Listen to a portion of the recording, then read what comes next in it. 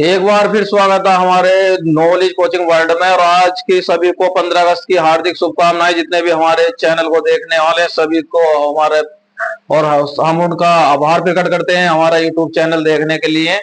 आज के जो हमारे पे ज्यादातर कमेंट और फोन आ रहे थे कि सर पेपर हमारा दोबारा हो रहा है यूपी पुलिस का, लेकिन हमें जो है वो पहले वाली बात, मतलब जो पहले हमने तैयारी करी थी इस बार तैयारी नहीं हो पाई, या हम पेपर कैसे देंगे वो वाली बात, मतलब वो बात नहीं आ रही जो पहले पैसे पेपर दिया था। तो आज की हमने इसीलिए क्लास बनाई है मोटिवेशन की और बाज के ऊपर। इस क्लास को आप देखेंगे तो आपको भी कुछ मोटिवेशन मिलेगा और आगे बढ़ने के लिए एक सबक मिलेगा। देखिए बाज की हम बात बताते हैं। बाज जो पक्षियों का राजा कहा जाता है और सबसे ऊंची ऊंचाई तक उड़ना पसंद करता है, सबसे तेज निगाह होती, कई किलोमीटर तक देख लेता है बाज। बाज की एक खासियत है, जब अपनी उम्र पर आता है तो बाज के जो है नाखून इतने बढ़ जाते हैं और चोंच इतनी बढ़ जाती है कि उस बाज को खाना खाने में दिक्कत होनी शुरू हो जाती है और पंख इतने बढ़ जाते हैं कि उड़ना भी मुश्किल हो जाता। लेकिन बाज हार नहीं मानता और बाज लगातार संघर्ष करता है। बाज अपने पत्थरों से नौ अपने नाखून तथा चोंच को तोड़ देता है मार मार कर, और घायल हो जाता है, और जिससे पंख भी वो काट देता है, चोंच से अपने उखेड़ देता है। इस क्रिया में उसे काफी समय लगता है और कई घायल होने के बाद वह खाना पीना भी कई एक आध महीने तक नहीं खाता, जब तक कि नए पंख या नए उसके नाखून वगैरह नहीं निकल आते या उसकी चोंच दोबारा नहीं बनती। और जब चोंच बनती है तो दोबारा वह आता है फिर अपने फील्ड में और अपने उसमें नए अंदाज से एक तरीके से फिर जवानी में लौटता है अपने, और फिर दोबारा से शिकार करना शुरू करता है। तो एक जब पक्षी होकर बाज आपको सबक दे रहा है कि वो हार नहीं मानने, तो आप कैसे हार मानने दूसरे पेपर में। इसी के ऊपर हमने बनाया पक्षी अकेला उड़ना पसंद करता है। पक्षी जो है ज्यादातर ज्यादा से ज्यादा ऊंचाई पर बाज या अकेला पसंद करता है, छोटी मोटी चिड़ियों के साथ उड़ना पसंद नहीं करता। जितने भी आपके यार दोस्त होंगे वो आपको गलत, ज्यादा यार दोस्तों में रहने से आप गलत संगत में भी जा सकते हैं, लेकिन आप ज्यादा से ज्यादा अकेला रहना पसंद करें और अपनी पढ़ाई पर फोकस दें तो आप सफलता जरूर पाएंगे। दूसरा, हवा से मुकाबला, जब आंधी या तूफान आती है तो बाज रास्ता नहीं मोड़ता और ऊंचाई पर उड़ना शुरू कर देता है और बादलों से भी ऊपर जाकर उड़ना शुरू कर देता है। तो इससे हमें क्या सीख मिलती है? इससे ये सीख मिलती है कि कितने भी संघर्ष आए उनसे उसे संघर्ष को आप एक मस्ती वाला खेल बनाकर उससे संघर्ष का मुकाबला करें और आगे बढ़ते रहें।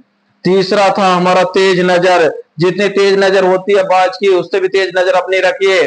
देखिए अपने यार दोस्तों को परखिए, उनसे भी परखने के बाद में नजर रखिए अपने उस पर फोकस पर, अपने इस पर लक्ष्य पर, लक्ष्य की तरफ नजर रखेंगे तो कभी भी आप असफल नहीं होंगे। चौथा है पुराना या बासी खाना पसंद नहीं करता है बाज, फ्रेश ताजा खाना पसंद करता है।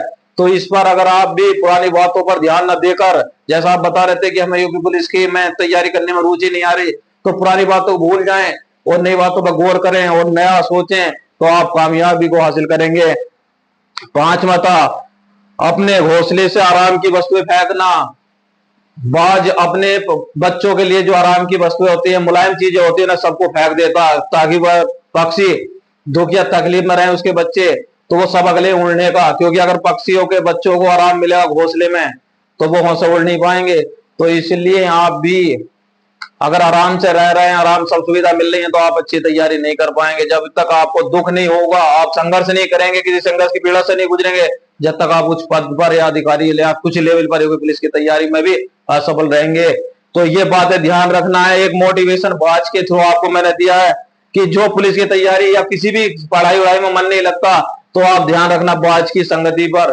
बाज एक ऐसा पक्षी है जो अपने सब कुछ खोने के बाद भी दोबारा पा लेता अपने संघर्ष और मेहनत से, तो आप भी पा सकते हैं। जितना भी संघर्ष आप करेंगे जीवन में उतने आपको लाभ और उपलब्धि हासिल होगी।